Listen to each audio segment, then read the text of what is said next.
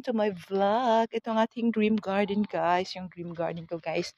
Yun yung pumelo, guys. Oh, ito yung mini circle ko. Ayan, super ganda niya. May chili pa ako ditong tinanim.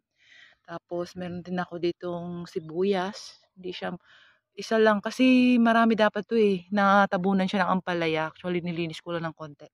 Tapos, yung spinach natin, guys. Yung native spinach natin. Yung lugbati natin. Tapos, nagtanim tayo ng kangkong din. Ayan yung kangkong. Ayan, hindi pa siya tumubo. Ating water spinach. Tsaka meron tayong luya dito, guys. In Queensland, guys, super mahal ng luya. It's $29 per kilo. So, kaya magtanim na tayo.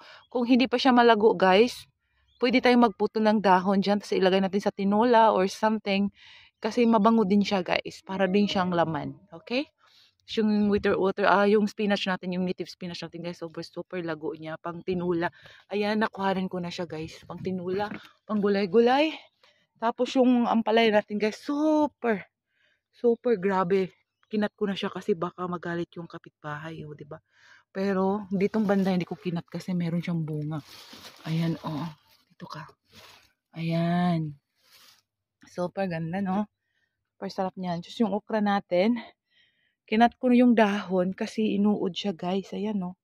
Inuod siya. Kaya kinat ko siya. Ayan.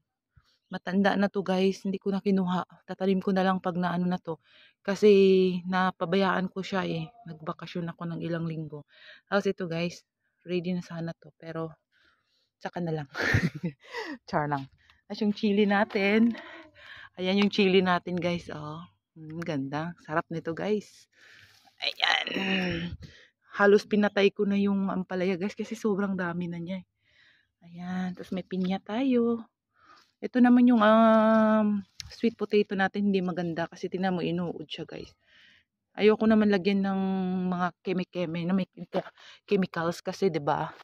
Pangit sa katawan, sa kalusugan. Tsaka ito, yung palaya natin ng mga organic yan, guys, ha. Organic yan. Yung tomato, my dream tomato, guys. I've never had a chance na makapag-grow ng tomato. Sana this one. So, ipoproning ko sana siya pero hindi ko pa alam paano. So, yan. May mga kasaba tayong tinanim dyan. Harvest tayo ng kasaba eh. Tapos, yung gabi natin.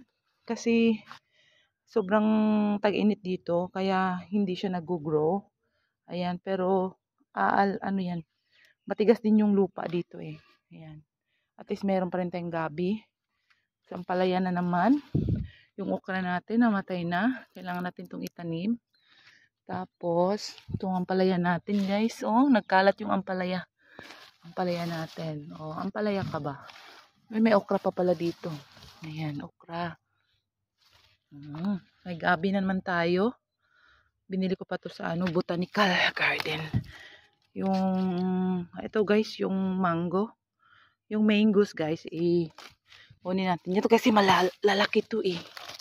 Lalaki siya. Ayokong malaking puno. Ayun yung garden natin. Another ampalaya. So, ito yung kasaba natin, guys. Tapos, ito yung natin. Pang-complete tinula talaga tayo. Kasi meron tayong lemongrass. And, meron tayong malaking puno ng balonggay. Lumaki siya, guys. In 6 months, guys. Ganito na siya kalaki.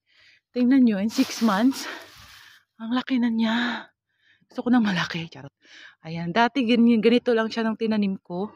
Ngayon, ganito na siya kalaki. 6 months na.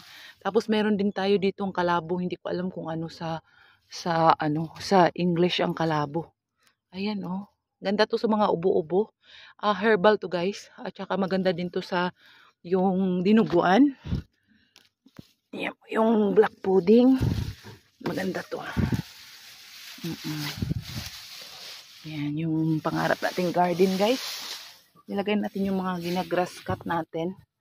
Nilagay natin sa garden. Ayan. Meron tayong kasaba. Meron tayong maraming lemongrass. Ayan. Pangarap ng karamihang nasa abroad. Itong lemongrass at saka makapagpatubo sila ng malunggay at lemongrasses. Yun, complete yan. Pag ka talaga, probinsyana ka, alam na alam mo tong rekado na to. Super buo na yung buhay mo. Charot. Charot lang. Tsaka, ito, hindi ko alam kung kailan siya lalaki. Naninilaw na lang siya. Bahala na siya sa buhay niya. Ayan yung mga grass cut natin guys. Oh. Mulch natin yan. Maganda yan guys. Fertilizer din yan. Ayan. So, yan lang po for today. That's all for today. I love you all guys. See you again.